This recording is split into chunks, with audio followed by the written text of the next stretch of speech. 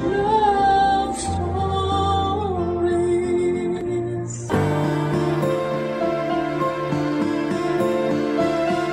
Tiwala raw ang sagot para mas tumibay ang relasyon. Ang pangit nga lang sa pakiramdam kung hirap kang ibigay yon sa iyong kapareha. Ikaw, kabarangay, kaya mo bang magtiwala sa iyong karelasyon kahit na alam mong puno ka ng pagdududa? Dear Papa Dudut, magandang araw sa inyo at sa mga ka-forever at kahabang buhay. Ako nga pala si Vanessa, 35 years old, na pangasawa ko ang beshi waps kong si Marvin. Kaedad ko rin siya, 10 years old pa lamang kami nang maging matalik kaming magkaibigan. Kaya naman masasabi kong kilala na namin ang isa't isa.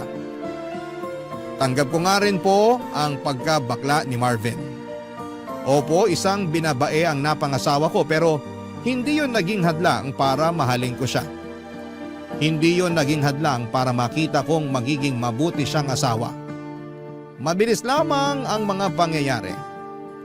Isang araw ay nagulat na lamang ako na inamin sa akin ni Marvin na gusto na niyang maging straight at mag-asawa ng babae. Isang araw ay nagulat na lamang ako nang sabihin niya sa akin na gusto na niya akong pakasalan. Wala pa kaming relasyon noon pero sinabi niyang maitatawid namin ang pagsasama namin dahil matibay ang pundasyon ng pagkakaibigan namin. Pumayag ako, lagpas 30 na ako noon. Gusto ko na rin namang mag-asawa. Hindi ko pinagsisihan na umuo ako kay Marvin. Kahit sabihin pang marami ang mga humusga sa tibay ng relasyon naming dalawa. Marami ang nag-iisip na panandalian lamang ang magiging relasyon namin dahil siguradong babaluktot daw muli si Marvin. At ako naman daw ay hindi makukontento sa pagsasama namin dahil alam ko raw na iba ang hanap ni Marvin sa isang asawa. Kibit balikat na lang kami sa mga sinasabi ng iba dahil gusto naman naming panindigan ang desisyon namin. Kaya lang isang araw ay nagsimula na ako magduda sa kanya, Papa Dudut. Natakot na ako sa kahihinatnan ng relasyon namin. Nangyari yon nang tulungan ko siyang mag-ayos ng mga gamit niya isang buwan pagkatapos naming ikasal. Papa Dudut.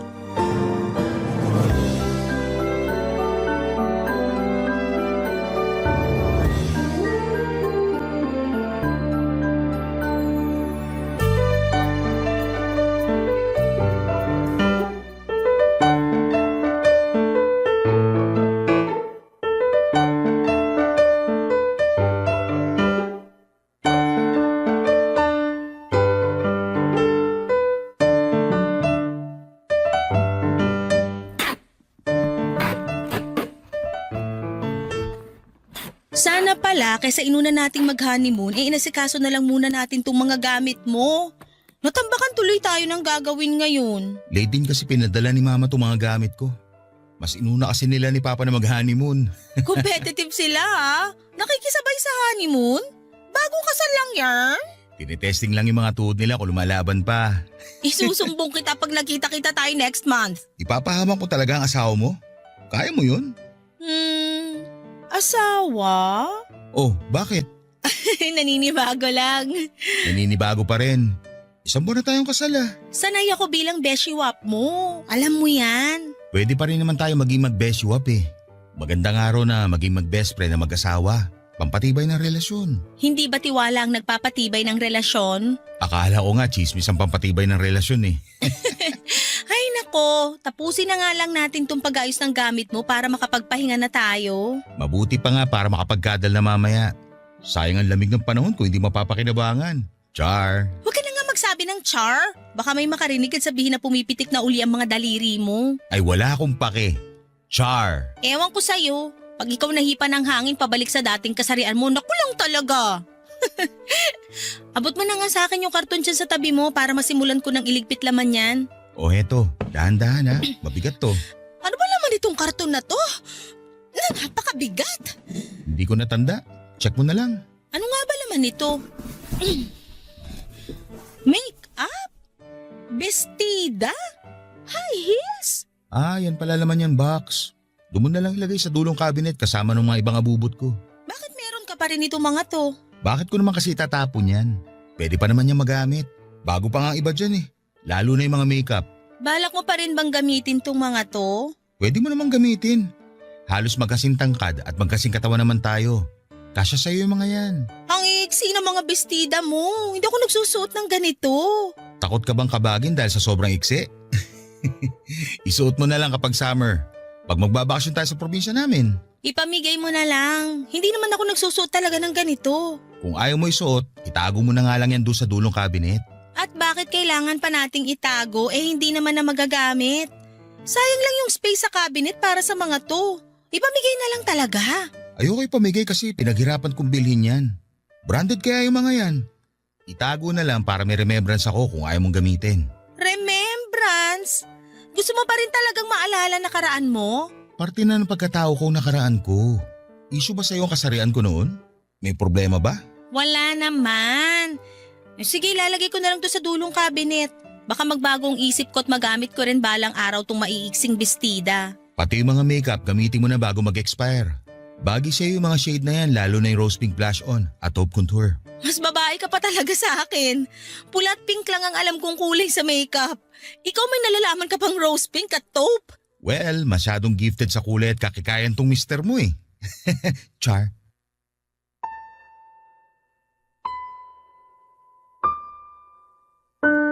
Alam kong nagbibiro lang noon si Marvin sa pagbabakla-baklaan niya. Pero medyo kumabog ng kaunti ang dibdib ko dahil mansyado pa rin ang pagiging bakla niya para sa akin. Recent lang kasi siya nagbagong buhay, Papa Dudut. Siguro doon pa lang ako noon nilamon ng mga sabi-sabi ng mga kakilala namin na isang araw ay muling magbabalik loob si Marvin sa pagiging binabae. Para mawala ang pag-overthink ko ay nag-focus na lamang akong muli sa pag-aayos ng gamit ni Marvin, Papa Dudut. Marami pa ako nakita roon ng mga gamit niyang pangbabae. Hindi na lang ako umiimik at nilagay na lamang lahat sa dulong cabinet. Umaasa ako na hindi na yon magagamit pa ni Marvin. Umaasa ako na isang araw ay siya na ang magdidesisyon na ipamigay na lamang ang mga yon kaysa gawing remembrance sa naging buhay niya noon.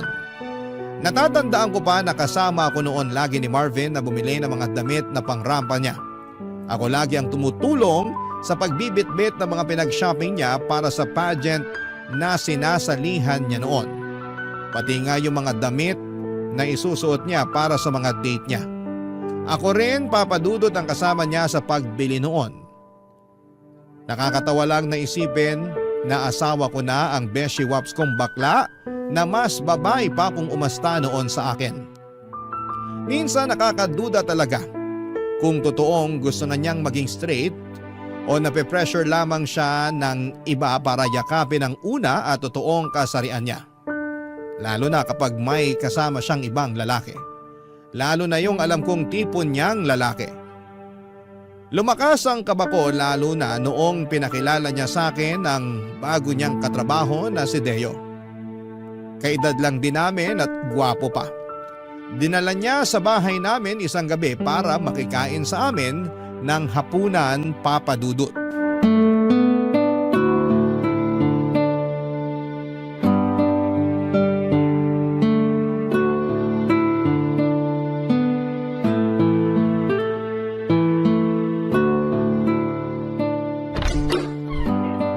Vanessa, nakauwi na ako.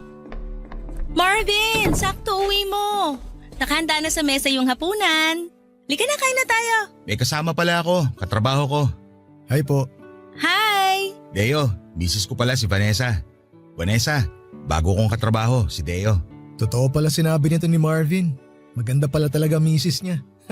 Akala ko mayabang lang to eh. Mayabang talaga ako pagdating sa misis ko, no? Tignan mo, kilay pa lang ulam na. Parang mali naman na isipin na ulam yung kilay niya. Pero ang ganda nga ng kilay. Makapal at on fleek. Ako ang nagkikilay dyan tuwing day off ko. Ipaghihayabang ko lang ha. Tigilan nyo na yung kilay ko, baka mausog at magkauban bigla. Tara na sa kusina para makakain na. Kain na! Sana wala kang allergy sa hipon, Deo. Masarap pa naman tong buttered shrimp na niluto ko. Marami pa. Paborito ko to. Nako, hindi to makakatulong sa abs ko. Mapaparami kain ko nito. Nga pala Vanessa, matindi ang abs nitong si Deo. Pang sparkle artist sa GMA. Ipakita mo nga ngayon, Deo. Wag na, ano ka ba? Nakakahiya naman na sa harapan pa ng mga hipon papakita tong abs ko. Kesa naman mamaya mo pa ipakita yan eh. Lulubog na yan kapag naparami ka ng kain ng hipon at kanin. Huwag mo na lantad yung abs mo. Naniniwala naman akong pang-artista yung nasa tiyan mo. Kain na lang tayo, Marvin. Baka magtampo pa tong mga hipon kasi mas paborito nating pag-usapan yung abs ni Deo. Umaalog na tong abs ko sa humor mo, Vanessa. Gets ko na talaga kung bakit na-inlove sa ito si Marvin. Sense of humor mo palang ulam na eh. Puro na lang ulam ang nasa isip mo, Deo. Kumain na nga lang tayo para makauwi ka na. Di pa ako nakakapaglagay ng kanin sa plato ko, iniisip mo na agad na pauwiin ako. Hindi ah. Kung may baon ka lang na extra brief papatulugin na kita rito sa bahay namin. Sa susunod, magdadala ako ng 1 dosena ng brief, extra large. Sa day off natin, matulog ka rito ha. Oo naman. Ayos lang ba sa'yo, Vanessa? Ako nang bahala sa paghuhugas ng plato. Wala namang problema. Ayos lang sa akin, basta ayos lang kay Marvin. Mas lalong walang problema sa akin para naman masaya rito sa bahay. Bakit? Malungkot ka ba na tayong dalawa lang ang nandito? Naku, lagot ka Marvin, ayusin mo kasi. Ang ibig ko sabihin, masaya rin siguro kung masubukan natin paminsan-minsan na may bisita tayo. Pero kahit wala, ayos na sa akin na tayong dalawa lang. Lusot, hindi kulong. Kumain na nga lang tayo para makauwi na tong si Deo. Aray naman, gusto nyo talaga ata akong pauwiin eh. I-take out ko na nga lang tong kanin at hipon. Sa jeep ko na lang kakainin mamaya habang nasa biyahe. Joke lang naman, Deo. Kahit mamayang madaling araw ko pa umuwi, ayos lang sa amin. Gusto mo, manood tayo mamaya ng movie pagkatapos natin mag-dinner eh. Sige, game ako dyan. Pero ayos lang ba sa'yo yon, Vanessa? Oo naman. Nood tayo ng movie mamaya pagkatapos kumain. Tama na kwentuhan. Kain na tayo para makanood na mamaya. Imbes na kumain ay nagpatuloy pa rin sa tawanan at usapan sina Deo at Marvin Papadudut. Hindi na nga ako gumatong pa sa usapan nila para hindi na yon humaba pa. Pero ganun pa rin. Tawanan lang sila ng tawanan na akala mo'y matagal na silang magkakilala. Hindi na rin ako nakaimik pa kahit gustuhin ko man. Parang nakalimutan na kasi nilang andun ako. At sila na lamang ang nagkakaintindihan sa mga pinag-uusapan nila. Kumain na lamang ako para makaramdam sila at doon na rin sila sumunod. Akala ko kapag nagsimula na silang kumain ay hindi na sila magkwekwentuhan. Pero hindi yun nangyari, Papa Dudut. Sumigi pa rin sila ng sumigi sa usapan. Late na tuloy kaming natapos kumain. Inaantok na ako noon pero ayaw pang umalis ni Deo. Gusto pa niyang manood ng TV at sinamahan tuloy namin siya. Ni Marvin na tuwang-tuwa rin. Habang magkakasama kami ay para ako naging third wheel sa kanila. Naalala ko bigla noong mga panahong third wheel ako kay Marvin at sa mga naging boyfriends niya. Ako lagi noon ang bumabangka sa kwentuhan dahil madalas ay nagkakahiyaan silang magkakarelasyon. Noong time na kasama namin ni Deo ay parabang naulit ang nakaraan. Ang kaibahan lamang, silang dalawa ni Marvin ang bumabangka sa usapan samantalang ako ay tahimik lang. Hindi ko noon alam ang mararamdaman.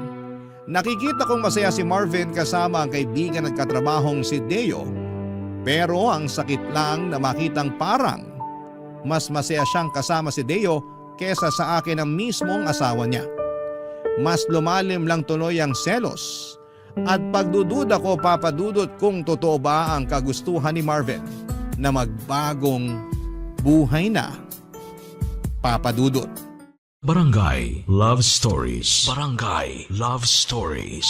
Sa pagdaan ng mga araw, Papa Dudut, ay hindi ko sinabi kay Marvin ang totoong nararamdaman ko. Takot akong magising ang pagkabakla niya oras na maparami ang oras na kasama niya si Deo. 6 na araw pa naman sa loob ng 1 linggo kung magkasama sila sa trabaho. Hindi ko alam kung ano ang ginagawa nila sa tuwing magkasama sila sa opisina.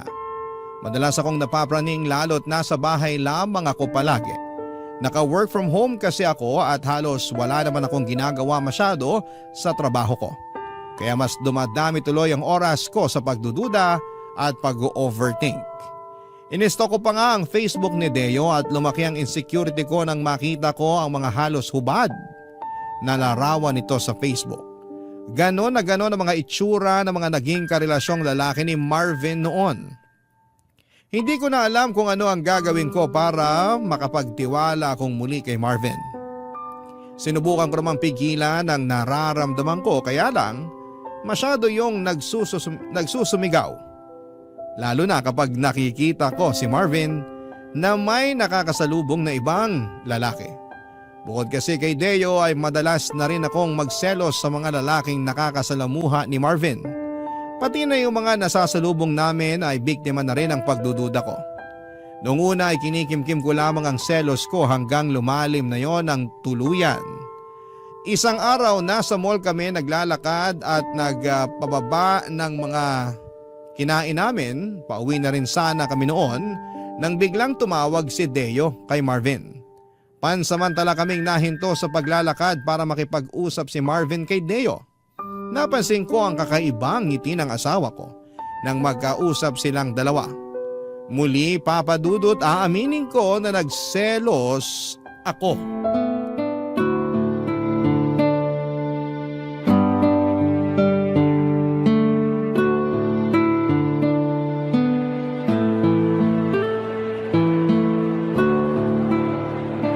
Ang hirap namang matunaw nung kinain nating kaldereta.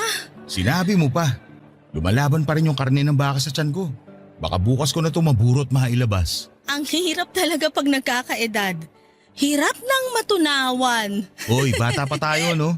35 pa lang tayo. Kung makapagsalita ka naman dyan, akala mo kailangan na natin kumuha ng senior citizen ID. Kasi naman, 1 oras ang mahigit nung umalis tayo sa resto na kinainan natin. Pero parang barado pa rin yung sikmura ko. Kinulang yata tayo sa tubig. Maghanap nga muna tayo na mabibilhan ng tubig. Buti pa nga. Teka, tumatawag si Deo. Sagutin ko lang saglit ha. Sige, gumilid muna tayo para hindi makakaabala sa mga naglalakad. Sige.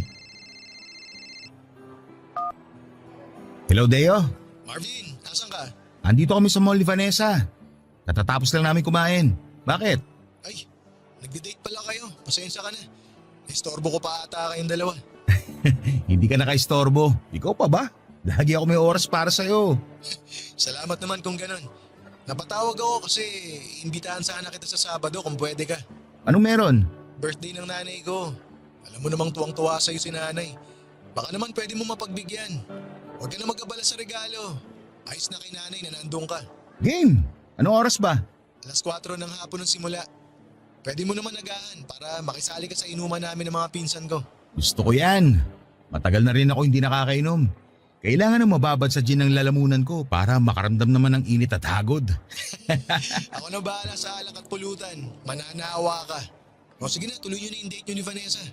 Pasensya na ulit kung na-istorbo ko kayo ha. O paano? Bye! Bye! Nakarinig ako ng inuman Inimbitahan ako ni Deo para sa birthday ng nanay niya sa Sabado. Punta ako ha. Hindi ako magpapagabi, promise. Nakilala mo na pala yung nanay ni Deo? Oo. Dumidiretso kasi kami madalas ni Deo sa bahay nila pagkatapos ng trabaho. Kaya pala lagi kang late kung umuwi. Dumadaan ka pa kina Deo. Hindi naman palagi. Sa tuwing naghahanda lang ng merienda ang nanay niya. Kaya ngayon, super close na kayo ng nanay niya. Oo.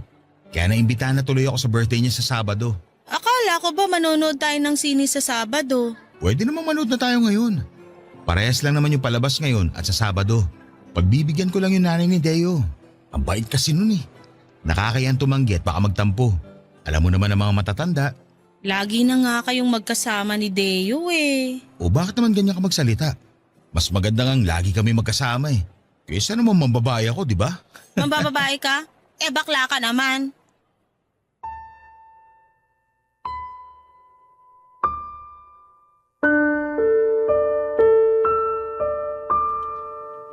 Papadudod, hindi ko maiwasang masabi yon kay Marvin dahil sa inis at selos ko. Nawala ang ngiti ni Marvin at napatitig na lamang siya sa akin. Hindi siya makapaniwala sa mga sinabi ko at hindi namin pinag-usapan yon pagkatapos. Nagpanggap na lamang kami na parang walang nangyari. Tahimik kaming pareho habang pinagpapatuloy ang paglalakad.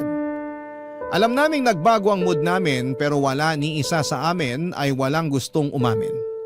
Gusto lang naming parehong makaiwas sa away at maiwasang mapag-usapan ang tungkol sa pagbulalas ko sa pagiging bakla ni Marvin.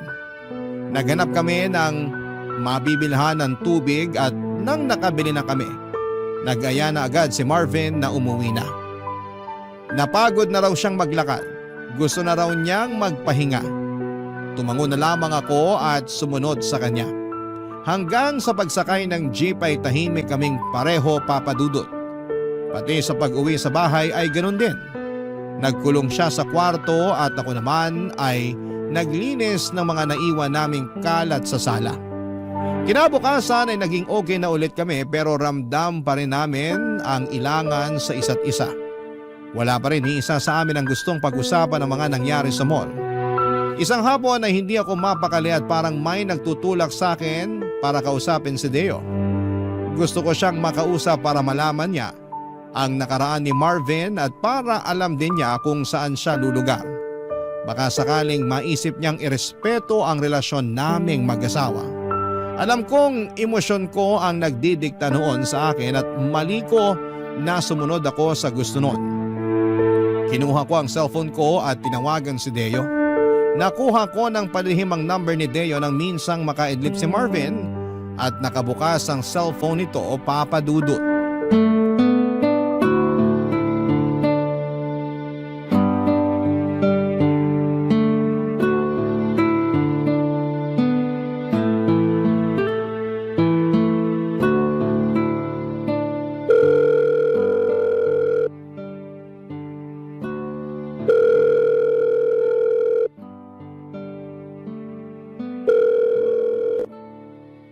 Hello? Sino to?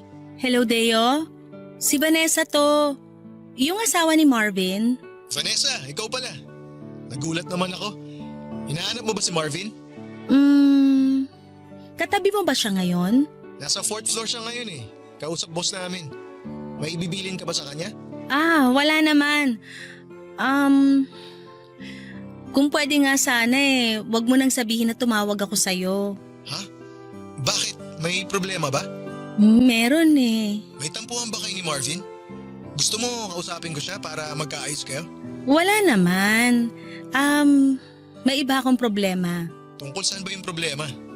May tutulong ba ako? Tungkol sa'yo. At oo, makakatulong ka sa akin. Tungkol sa akin?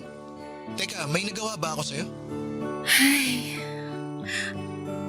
Alam mo bang dating bakla si Marvin? Hindi niya nakwento pero ramdam ko naman. Pilantik pa lang ng daliri hindi na kailangan pag-usapan Mag-beshiwap kami ni Marvin mula nung 10 years old kami. Bakla na siya noon pa man. Tapos last year lang nagplano na siyang maging straight na lalaki. Para magawa yon, inaya niya ako magpakasal. Pumayag ako agad. Grabe. Akala ko sa barangay love stories lang nangyayari yung mga ganyang kwento Seryoso ko. Ano naman ngayon ang problema kung sakali? Hindi ka ba naniniwalang straight na siya? Medyo alanganin, lalo na nung pinakilala ka niya sa akin. Bakit naman ako nadamay sa problema? Katrabaho niya lang naman ako. Pero kasi nung bakla pa siya, mga tipo mo yung ginujowa niya. Mapuputla na macho.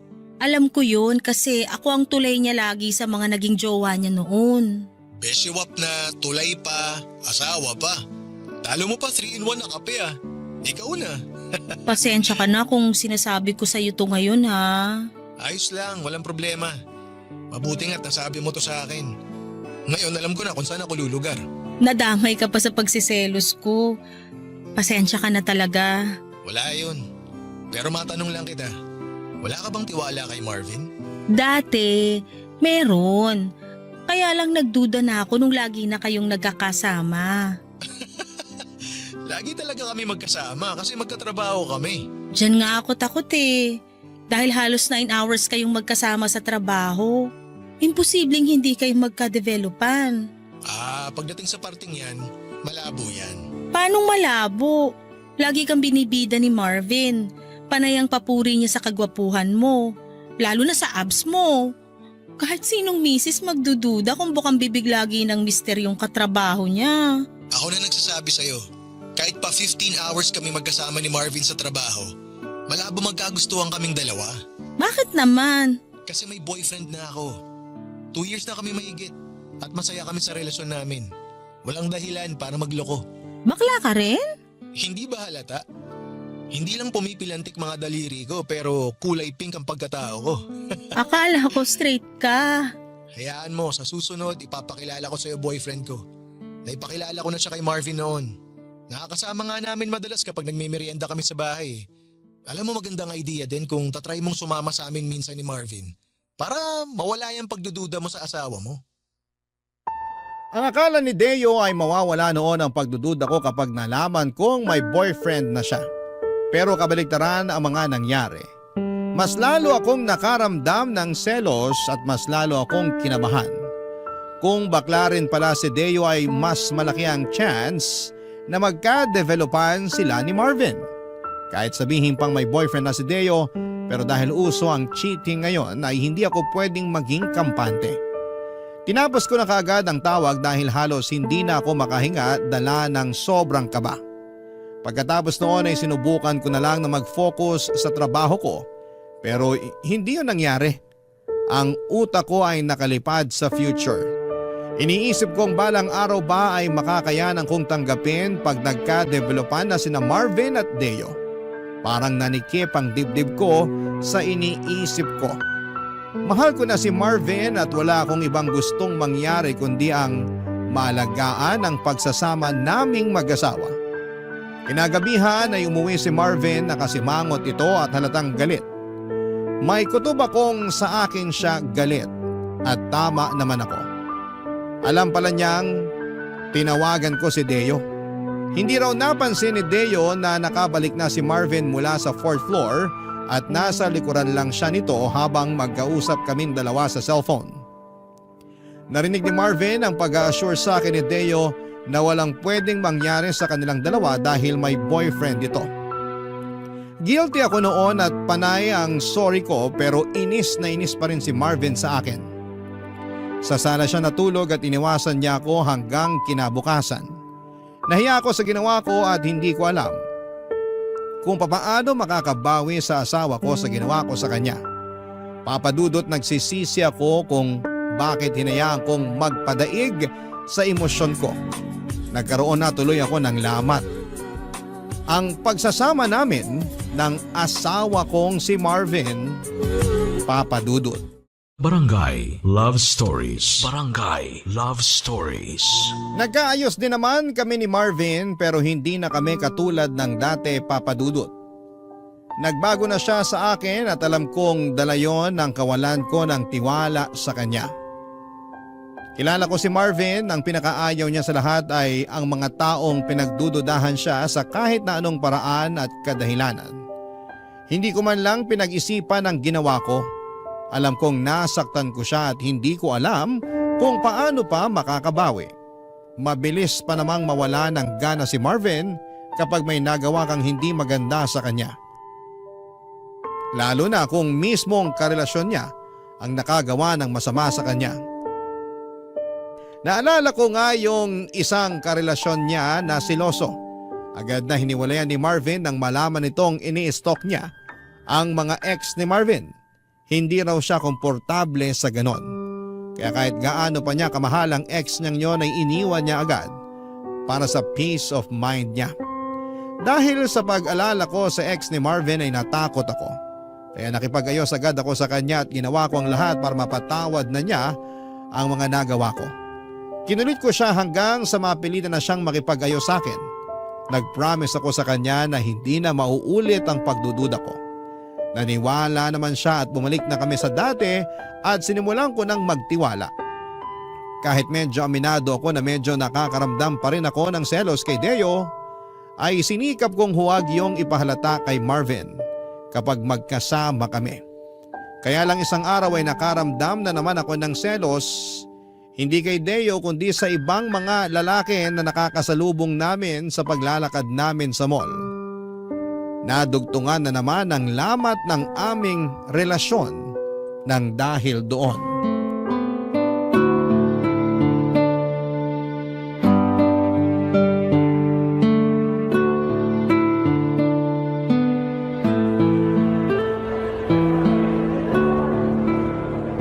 Pwede ba tayong dumaan sa second floor?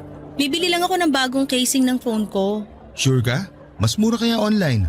Umorder ka na lang, free shipping pa. Sale pa naman bukas. Pwede, pero check pa rin natin dito. Maaga pa naman eh. Okay, pero daan lang muna tayo sa pharmacy.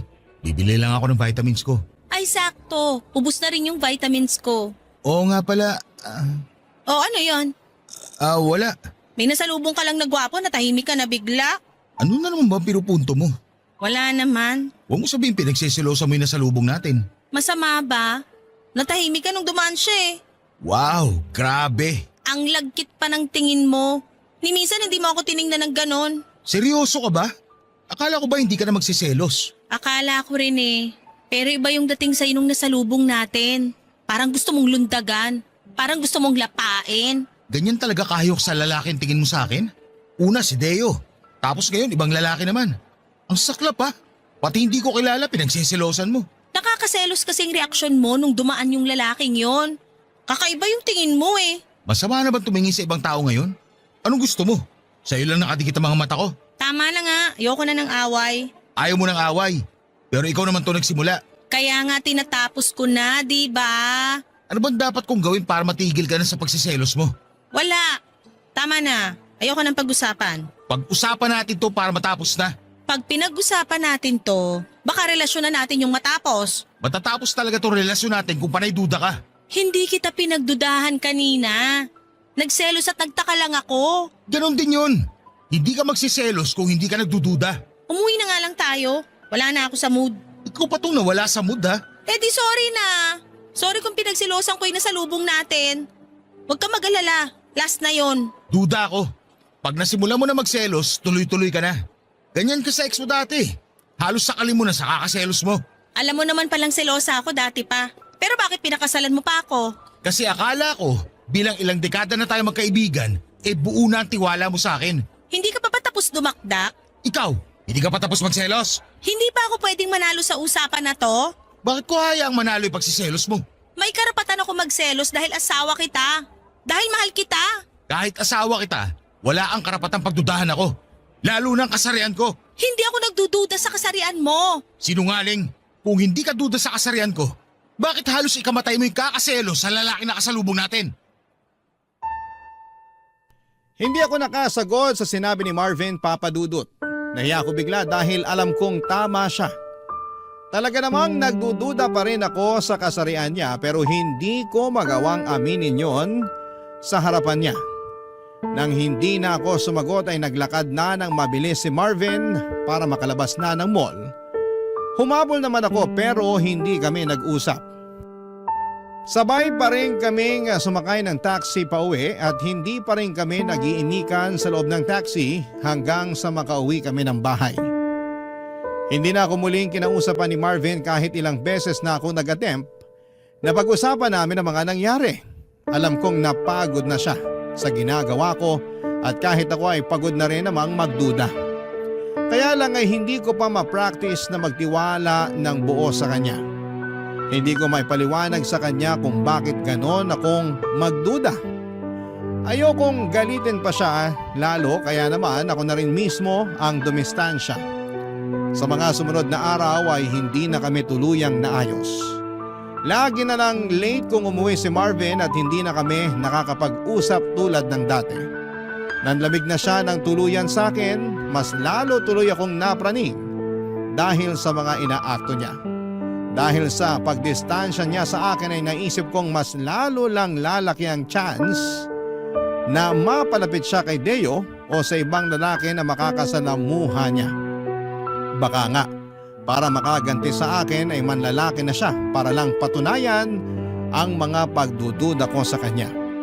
Natakot ako lalo sa mga iniisip ko, Papadudut. Kaya bago pa umabot sa puntong yon ay kinausap ko na siya. Nahirapan akong harapin siya noong una dahil nga sa panayang iwas niya. Pero napilitan din siya na makipag-usap sa akin nang ma-realize nito marahil na hindi na namin pwedeng iwasan ang isyo na namamagitan sa aming dalawa. Nagkausap na ulit kami at sinikap na ayusin kung ano man ang naging gusot noong nakaraan, Papa Dudut.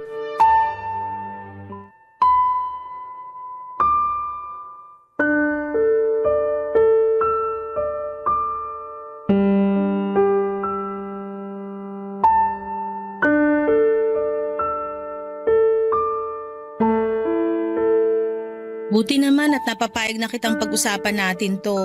Wala naman na sana pag-uusapan kung marunong ka lang magtiwala. Ilang beses ko bang kailangang mag-sorry? Nakakapagod na ah. Nakakapagod mag-sorry, pero magduda hindi. Sana baliktad na lang. Makinig ka. Alam kong hindi ko na mababawi yung pagdududa at pagsiselos ko sa'yo nung mga nakaraan. Kaya nga gusto kong makabawi ngayon. Babawi ka ngayon tapos bukas balik selos na naman. Ikaw naman tong walang tiwala sa akin. Ikaw pa talaga may gana magsabi niyan?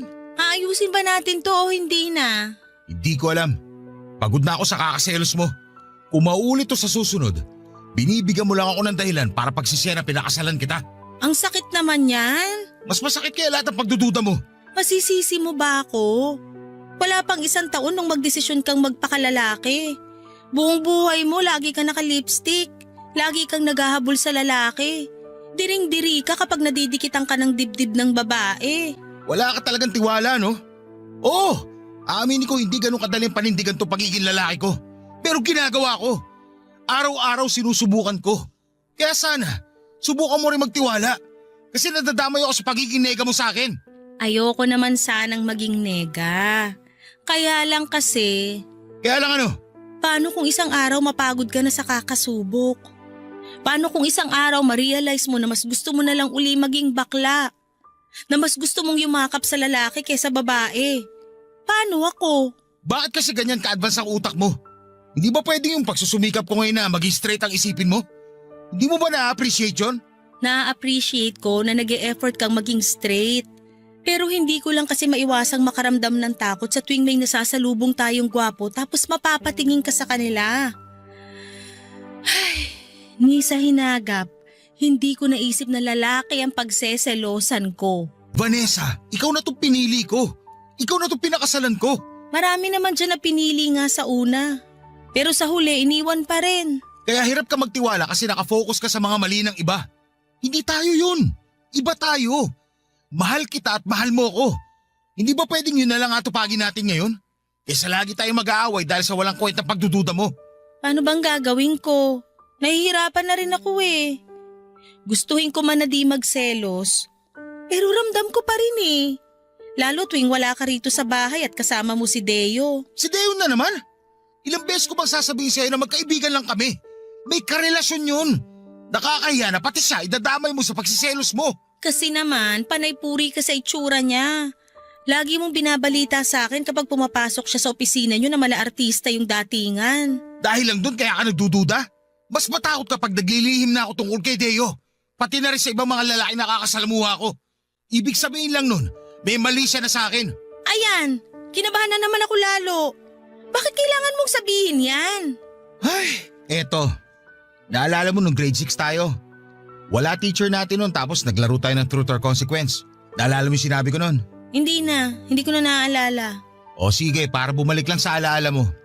Nung tumuro sa akin ng bote at truth ang pinili ko, tinanong ako ng kaklase natin si Tracy kung may crush daw ba ako sa'yo. Ay oo, naalala ko na.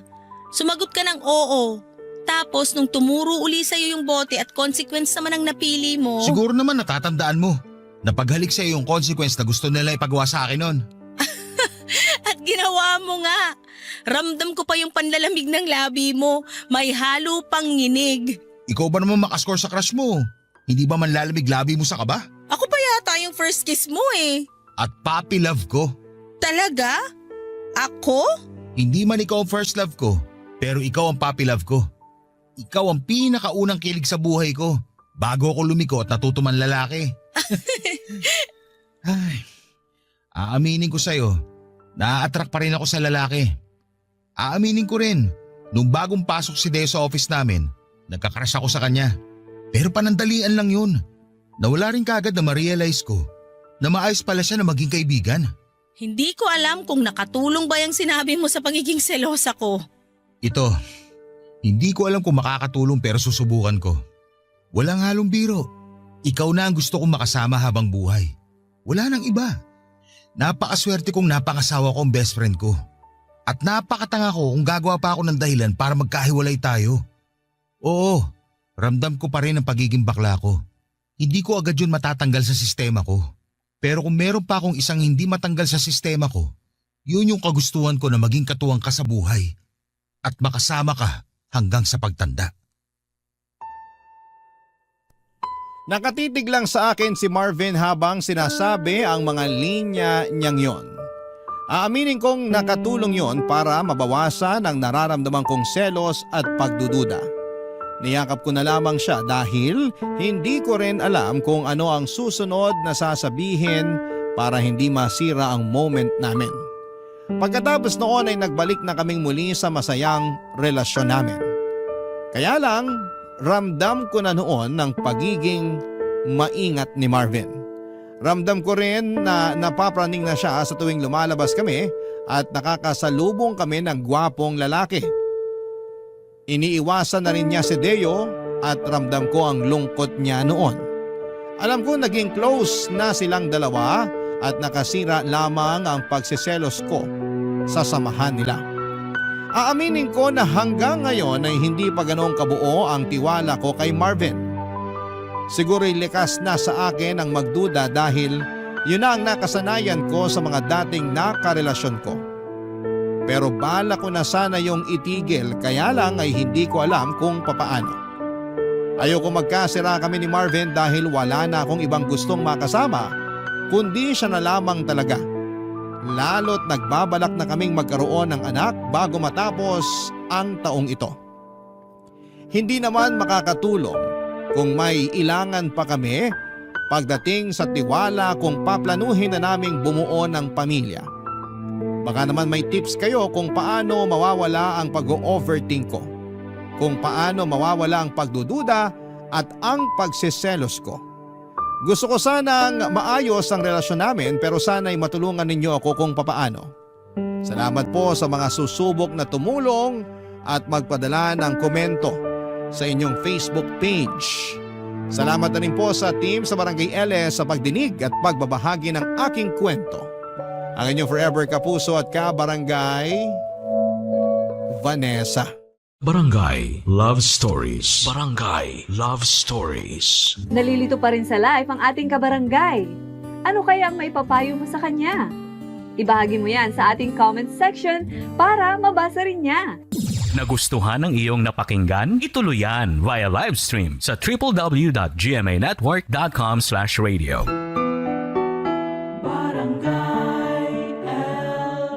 In Mega Manila, 97.1. Forever.